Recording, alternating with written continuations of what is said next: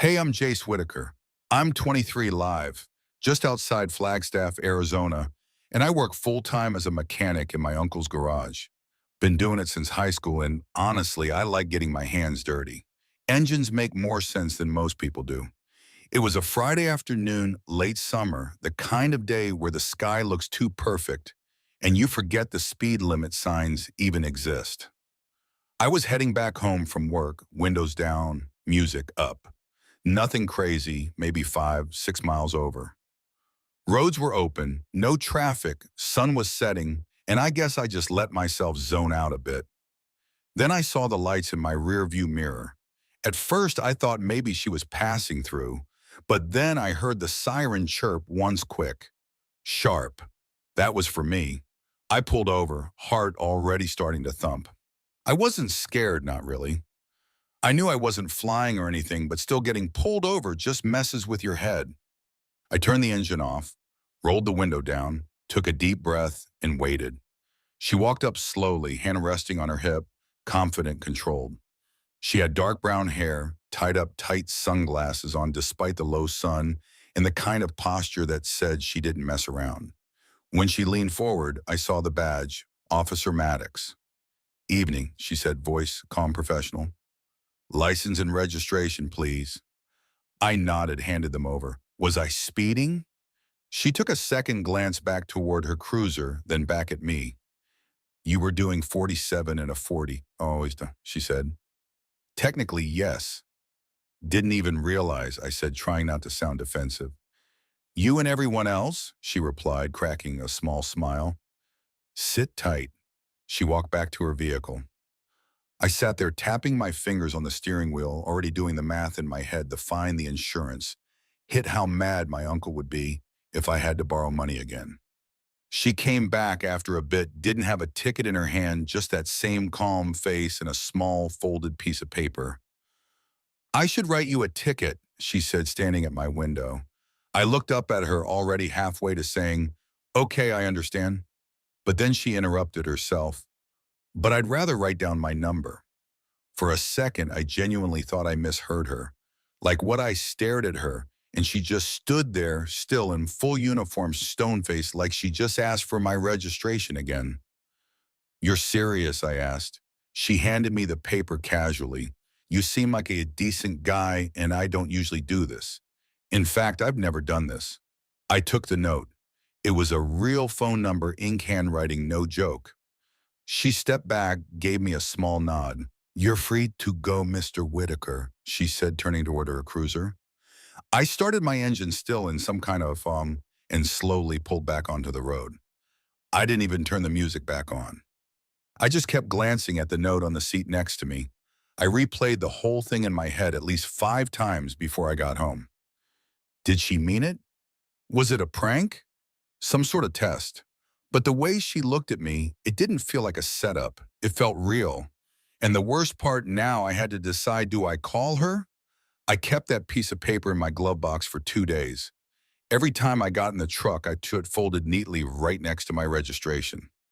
I'd glance at it, think, nah, not today, and drive off like it wasn't eating me alive inside. It was surreal. I mean, what was I supposed to think? A cop, not just any cop, a woman in uniform older than me, confident as hell, gave me her number on the side of the road? That doesn't happen, not in my world. The doubt was louder than curiosity. Maybe she was just being nice. Maybe it was a joke. Maybe it was some twisted test to see if I'd break the line and text the cop.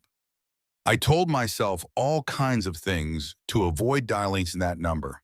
But by Sunday night, I couldn't stand not knowing. I sat on my porch with a beer in one hand and the folded note in the other. My cousin Nate was over watching the game inside. I told him about what happened, and he just laughed like I was making it up. A cop gave you her number, like for real? Dead serious. He squinted at me like he was trying to figure out if I was drunk. If she did, and you haven't called, bro, she's probably telling that story to her friends right now. Like, can you believe this kid didn't call me? That was the push I needed. I walked out to my truck, shut the door behind me, and stared at the number again. My hands were sweating, which was ridiculous. I'd rebuilt carburetors blindfolded, But this made me nervous. I opened my phone, typed the number, and hit call before I could talk myself out of it. It rang once, twice, three times, then I heard her voice. Hello? It was her calm, clear, the same voice from the side of the road. I hesitated. Oh, hey, this is Jace. Jace Whitaker. You stopped me the other day. A short pause. I know who this is, she said. I could almost hear the smile in her voice. I honestly didn't think you'd call, she said. Well, I wasn't sure if I was supposed to, I said. Thought maybe you were just messing with me. She laughed low, confident. If I were messing with you, I would have given you the ticket and my number. I chuckled, the tension breaking. Fair enough. We talked not about anything big, the weather, our weekends, how I almost convinced myself not to call.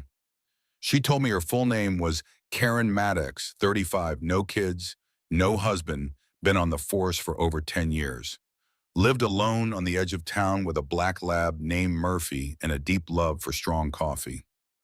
Why me? I asked when the conversation finally hit that lull where honesty sneaks in.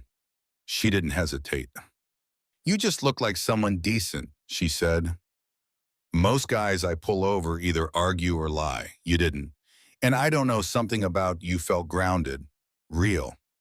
I didn't know what to say. I'd never been called real before, not in a way that mattered. She saved me the awkward silence. Want to meet up? Just coffee. No tickets involved. I laughed. Sure, where?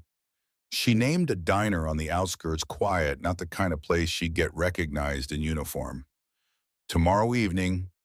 Yeah, that works. Cool, wear the same shirt. The one from the other night looked good on you. I was smiling like a fool when I hung up.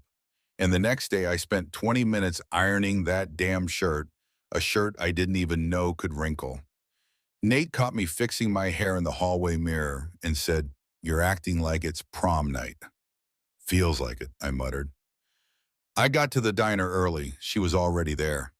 Out of uniform, Karen looked even more striking, jeans, leather jacket, hair loose around her shoulders. She stood up when she saw me, and I swear everything around us blurred out for a second. She smiled. Took you long enough. I smiled back. I had to build up the courage. Well, she said, motioning toward the booth, you're here now. We sat, we ordered coffee, and I realized pretty quickly this wasn't going to be some weird one-time thing. We talked for over an hour, no awkward pauses, no strange small talk. She was funny, sharp, direct, the kind of woman who says what she means and doesn't flinch when you look her in the eye. I asked her if she'd done this before, given her number to someone she pulled over. She shook her head. Never, you were the first. That hit me harder than it should have. After we left the diner, she walked me to my truck. So, I said, leaning against the door, do I get a warning now? She smirked. No, but you get this. And then she leaned in and kissed me. Nothing dramatic, just a soft, sure kiss that said this wasn't a maybe. When she pulled back, she whispered, next time, don't wait so long to call. I didn't sleep much that night. After that kiss, I just sat in my truck outside the diner for a few minutes, staring at the wheel like it would explain what just happened. It wasn't just the kiss. It was the way she looked at me, like she wasn't second-guessing it, like she knew what she wanted and went for it. I wasn't used to that. Most of the girls I dated were my age, same towns, same bars, same stories. Karen, she was in her own league, and for some reason she'd picked me. The next day I walked into the garage late. My uncle gave me a look. Rough night, I smiled, couldn't help it. Something like that. He raised a brow but didn't press. I guess it was written all over my face. That week, Karen and I texted constantly, nothing crazy, a meme here, a hope you're not speeding there, but it built something. Every message felt like a continuation of that first look we shared at the window of my truck. I learned more about her. She worked mostly evening shifts, like dark roast coffee, preferred dogs over cats. Hated country music, even though she grew up in Texas and secretly loved crossword puzzles. By the weekend, she texted, "Want to get off your porch and take me somewhere that doesn't smell like motor oil?" I sent back, "Name it." We agreed on a small coffee shop downtown. She picked the place, said she liked it because nobody there recognized her as a cop. I got there early again, couldn't help myself. I kept checking my phone, even though I knew she wasn't late. Then she walked in, no uniform, just a denim jacket over a black tee, dark jeans, hair in a loose ponytail.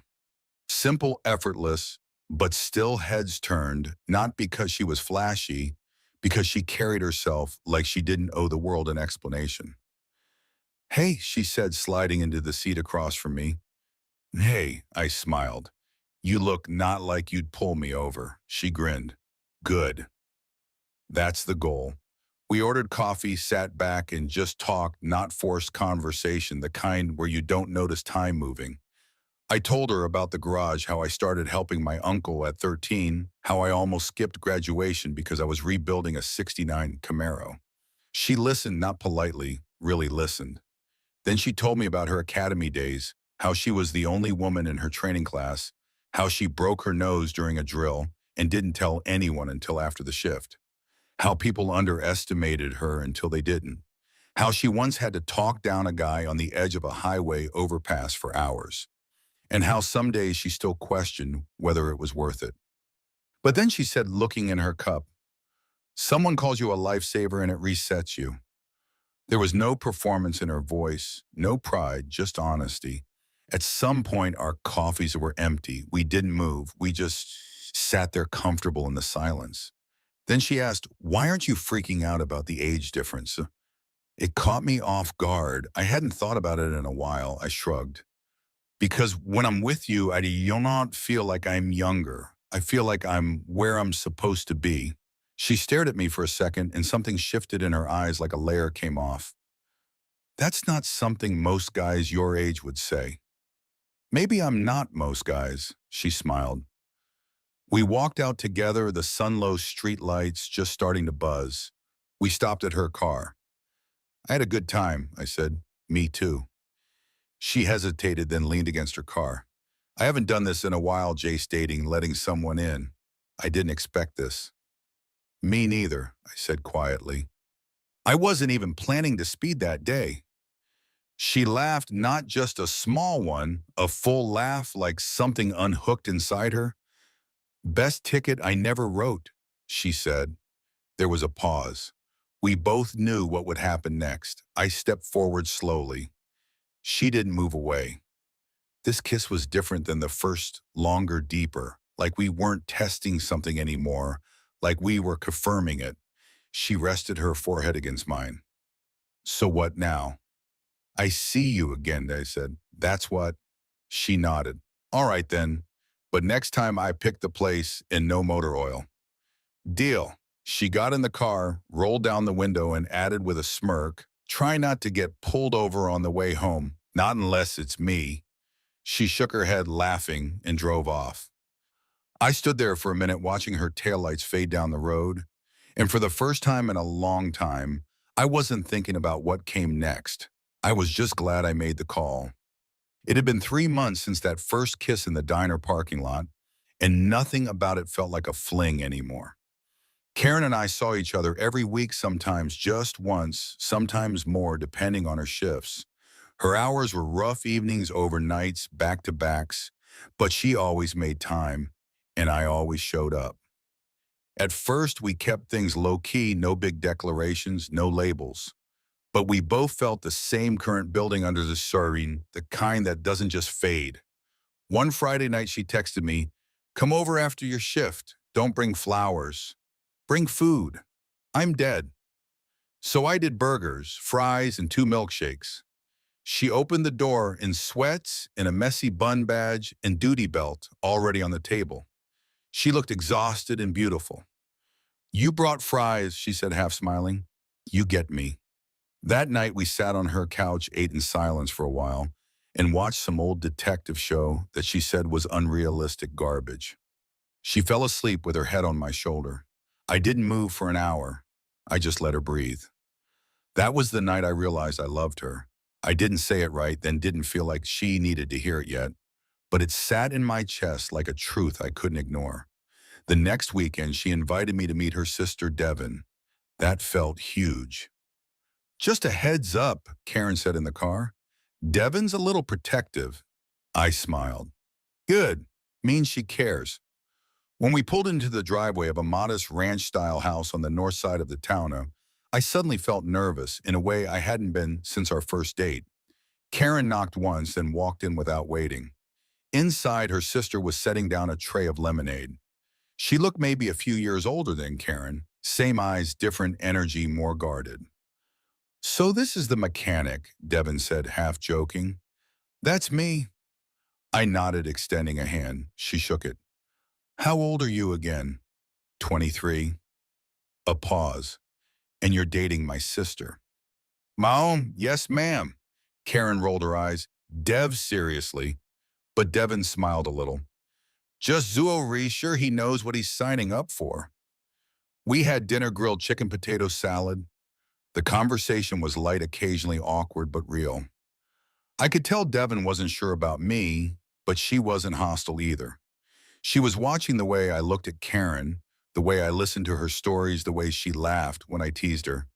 Before we left, Devon pulled me aside in the kitchen. She's been through hell, Jace. You hurt her. I'll make sure you regret it. I won't, I said, and I meant it. Karen dropped me off at my place that night. Before I got out of the car, I turned to her. Your sister's intense. She means well. She's not wrong, though, I said. You've been through stuff. I know I'm young. I know I'm not perfect, but I'm serious about you. Karen looked at me, her face unreadable at first. Then she said, You're the first man I've dated who's ever looked me in the eye and said that. She kissed me softly, then whispered, I'm serious about you too. A few weeks later, something big happened. I signed a lease on a small auto shop across town. Nothing fancy, just a two-bay garage with decent foot traffic and low rent. I drained most of my savings to make it happen. Why oh I? I told Karen. I expected her to be cautious, maybe even worried. Instead, she lit up. You did it, she said, wrapping her arms around me. I'm proud of you. You don't think it's crazy? No, she said. You know what you're doing, and I've never seen you more sure. That same night, I asked her if she wanted to drive out of town with me the next morning, just a quick getaway before the madness of opening the shop. She said yes. We took her car, left our phones on silent, and drove up into the mountains, just us, the road, and nothing we had to be. We stopped at a scenic overlook halfway up. The sun was setting behind the ridge. She stood there, arms crossed, jacket zipped up to her chin, just looking out. I reached into my bag, heart pounding, pulled out the small black box I'd been carrying around for a week and walked up beside her. Karen. She turned, brows raised. I wasn't planning to do this up here or today, but the truth is, ever since you pulled me over, nothing's felt random anymore. I opened the box, a simple ring, nothing flashy. I want to spend the rest of my life showing you that you were right to take that chance on me. Will you marry me? She blinked once, then again. I could see her lip tremble slightly, but she didn't cry. She smiled. You're insane, she said. I nodded a little. Then she kissed me, not a word, just that kiss. When she pulled back, she whispered, yes. And just like that, we weren't just dating anymore. We were building something permanent. We got married 8 months later. Nothing extravagant, just a small ceremony in Devon's sister's backyard with folding chairs, paper lanterns, and a few dozen people who actually mattered. Devon cried the entire time. My uncle wore a tie for the first time in 15 years. And Karen looked like no one I'd ever seen before, confident, radiant, grounded. She wore a simple white dress with her badge tucked into her bouquet. For luck, she said. Our vows were short, honest. Hers ended with, you weren't even supposed to be in my lane that day, but I'm glad you were. I didn't try to be poetic. I just told her the truth, that I'd never known what I was looking for until I saw her standing at my window holding a citation she never gave me. After the ceremony, we danced barefoot in the grass. My cousin played guitar. Kids ran around with sparklers. It wasn't perfect, but it was us. We didn't do a honeymoon. Karen was still on active duty, and I was knee-deep in opening the shop, but we didn't care. We were building something real. The garage took off faster than I expected. People liked that I was young, hungry, and didn't talk down to them. I hired 2 more mechanics within 6 months. We opened 7 days a week, and for the first time in my life, I didn't worry about rent or whether my truck would make it another winter. At home, things settled into a rhythm. Karen worked nights most of the time, so mornings were our version of evening as coffee at sunrise, her in sweats in my hoodie, me covered in grease from a late job at the shop. We'd sit on the porch in silence some days just watching the sunrise. Then one morning, she looked at me over her mug and said, "I think I'm late." I blinked. "For work?" She shook her head, biting her lip. "No, I mean really late." We didn't panic, not at first, but after 3 tests said the same thing. She sat down on the bathroom floor, leaned against the wall, and laughed, not out of fear, out of disbelief. "I'm 36, she said. "I didn't think I'd get here." "You mean pregnant?" "I mean with someone I trust, someone I'd actually want to raise a kid with." I knelt down beside her and placed a hand on her stomach. "We'll be good parents." She looked at me a little teary. "You think so?" "I know." The pregnancy was smooth, all things considered. She worked until her 5th month, then took leave. I cut back my hours to be home more. Devin helped a lot, brought over meals, helped repaint the nursery. Even Murphy Karen's ancient black lab seemed gentler around her, like he knew something was coming. The night our son was born, it was raining. We'd gone in for a routine checkup, and the doctor said, "You're not going home tonight." Karen was calm, focused, just like always.